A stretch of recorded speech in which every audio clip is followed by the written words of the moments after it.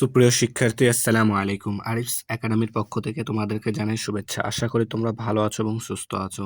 আজকে আমি তোমাদের গণিত বইয়ের পৃষ্ঠা নম্বর 22-এর 6, 7 এবং 8 নম্বর প্রশ্নের সমাধান করে দেবো। ঠিক আছে, তাহলে চলো প্রথমে আমরা 6 নাম্বারটা দিয়ে শুরু করি, তাই না? তো দেখো 6 নাম্বারে বলছে কি যে নিচের সংখ্যাগুলো তুলনা করি এবং যে গ্রেটার দেন এবং লেস দেন চিহ্ন অথবা সমান চিহ্ন বসাই। ঠিক আছে, তো এগুলো কিন্তু আমরা এর আগের ভিডিওতে কিন্তু আমরা শিখেছিলাম, তাই না? তো আমাদের এগুলো সমাধান করার ২টি নিয়ম আছে, তাই না? তো দেখো প্রথমটাকে সমাধান করি। তো দেখো ১ নম্বরে এখানে সংখ্যা আছে। তো আমি বলেছিলাম প্রথমে বাম পাশের এবং ডান পাশের অঙ্ক সংখ্যা গুনতে হবে, তাই না? গুনে দেখতে হবে কার অঙ্ক সংখ্যা বেশি। যার অঙ্ক সংখ্যা বেশি সে বড়, তাই না? তো দেখো গুনে দেখি। তো দেখো এখানে আছে ১টা, ২টা, ৩টা, ৪টা, ৫টা। এপারে আছে দেখো ১টা, ২টা, ৩টা, ৪টা, ৫টা। তো দেখো দুই পাশেই ৫টা আছে, তাই না? তাহলে এখন আমাদেরকে দ্বিতীয় নিয়মটা জানতে হবে। তাহলে দ্বিতীয় নিয়ম ছিল যে কি তাদের স্থানের মানগুলো মিলাতে হবে, তাই না? তাহলে দেখো এক্ষেত্রে আমরা বাম পাশ থেকে মিলাবো, তাই না? তো দেখো এখানে আছে ৮, এখানেও আছে ৮, এখানে আছে ৯, এখানে আছে ৭। তাহলে দেখো ভাই এখানে ৯, এখানে ৭। তাহলে ৯ বড় না ৭ বড়? তাহলে অবশ্যই ৯ বড়। ৯ বড়, তাই চিহ্নটা হবে আমাদের এদিকে। ৯ বড়, তাই এই বাম পাশের এই সংখ্যাটাকে আমাদের বড়, তাই না? এরপর দেখো ২ নাম্বারটা। তাহলে ২ নাম্বার প্রথমে অঙ্ক সংখ্যা গুনি। প্রথমে দেখো বাম পাশে আছে ১টা, ২টা, ৩টা, ৪টা, ৫টা। ডান পাশে আছে ১টা, ২টা, ৩টা, ৪টা, ৫টা। দেখো দুই পাশেই ৫টা আছে। তাহলে এখন আমাদের তাদের স্থানের মানগুলো মিলাতে হবে। তো দেখো এখানে আছে ১, এখানেও আছে ১, এখানে ১, এখানেও ১, এখানে ১, এখানেও ১ আছে। এরপর দেখো এখানে আছে ০, এখানেও আছে ০। এবার লাস্টে দেখো এখানে আছে ০, এখানে আছে ১। তাহলে ভাইয়া দেখো ০ বড় না ১ বড়? অবশ্যই ১ বড়। তাই আমাদের এই সংখ্যা ডান পাশের সংখ্যাটি কি বড় হবে, তাই না? তাহলে চিহ্নও ওইদিকে হা করবে। এরপরে দেখো ৩ নম্বরটা। তো দেখো ৩ নাম্বারটা দেখো। তাহলে অঙ্ক সংখ্যা গুনতে হবে প্রথমে। তো দেখো এখানে আছে ১টা, ২টা, ৩টা, ৪টা, ৫টা, ৬টা। ডান পাশে আছে ১টা, ২টা, ৩টা, ৪টা, ৫টা, ৬টা। তাহলে দুই পাশেই সমান। তাহলে এখন আমাদের স্থানের অঙ্কগুলো মিলাতে হবে। তো দেখো এখানে আছে ২, এখানেও আছে ২। এরপর দেখো এখানে ৮, এখানে ৯। তাহলে দেখো এখানে ৮ আর এখানে ৯। তাহলে অবশ্যই ৯ বড়, তাই না? তাহলে ডান পাশের সংখ্যাটি আমাদের কি বড় হবে, তাই না? এরপর দেখো ৪ নাম্বারটা। ৪ নাম্বার দেখো, তাহলে অঙ্ক সংখ্যা গণো। এখানে আছে ১টা, বাম পাশে ১টা, ২টা, ৩টা, ৪টা, ৫টা, ৬টা। ডান পাশে আছে ১টা, ২টা, ৩টা, ৪টা, ৫টা, ৬টা, ৭টা। দেখো এপাশে আছে ৬টা, এপাশে আছে ৭টা। তাহলে ৭টা বড়, তাই না? তাহলে অবশ্যই ডান পাশেরটা কি বড় হবে, তাই না? এরপর দেখো ৫ নাম্বার। তাহলে অঙ্ক সংখ্যা গণো। এখানে আছে বাম পাশে ১টা, ২টা, ৩টা, ৪টা, ৫টা, ৬টা, ৭টা, ৮টা। ডান পাশে ১টা, ২টা, ৩টা, ৪টা, ৫টা, ৬টা, ৭টা, ৮টা।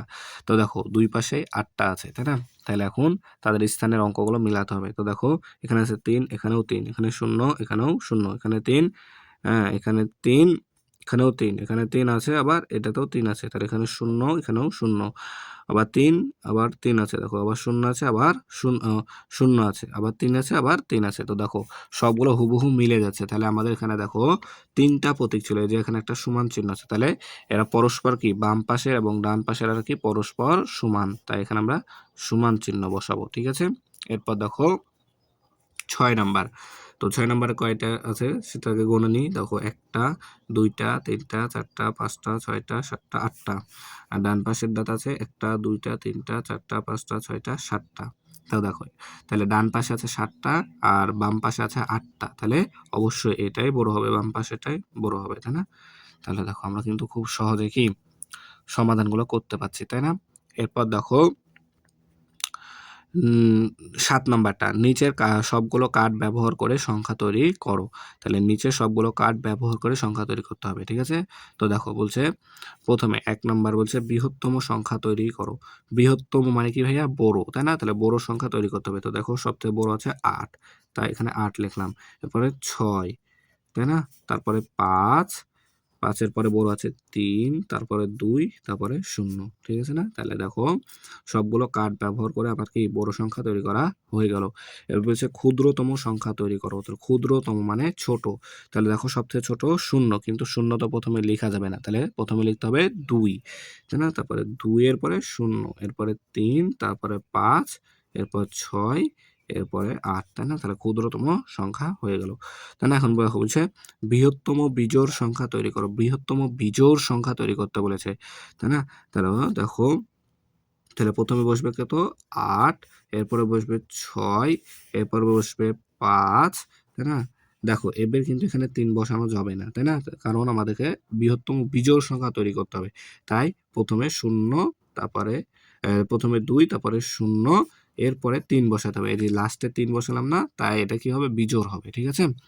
এরপর দেখো 4 নাম্বার ক্ষুদ্রতম বিজোড় সংখ্যা। ক্ষুদ্রতম অর্থাৎ ছোট, তাই না? তাহলে ছোট, তাহলে সবচেয়ে ছোট 0, তো 0 বসানো যাবে না প্রথমে, তাহলে প্রথমে বসাতে হবে 2, বিজোড় কিন্তু, তাই না? তাহলে প্রথমে বসাতে হবে 2, তারপরে 0, এরপরে 3, এখানে দেখো 5 বসানো যাবে না আগে, ঠিক আছে? এখানে প্রথমে 5 বসানো যাবে না। আচ্ছা দেখো 3 নাম্বারটা একটু দেখি।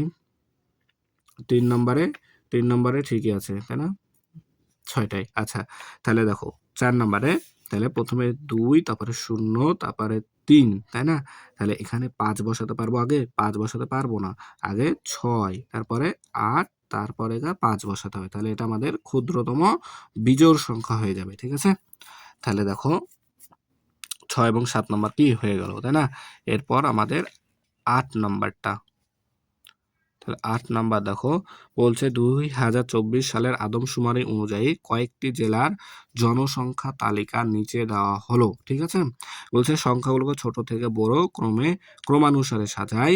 কোন জেলার জনসংখ্যা সর্বোচ্চ এবং কোন জেলার জনসংখ্যা সর্বনিম্ন তা নির্ণয় করি। তো দেখো এখানে জেলার নাম দেওয়া আছে টাঙ্গাইল, যশোর, মাগুরা, খাগড়াছড়ি, খুলনা, ঠিক আছে?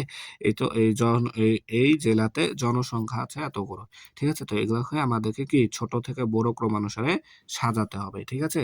দিয়ে কোন জেলায় সর্বোচ্চ এবং কোন জেলায় সর্বনিম্ন আছে তা নির্ণয় করতে হবে।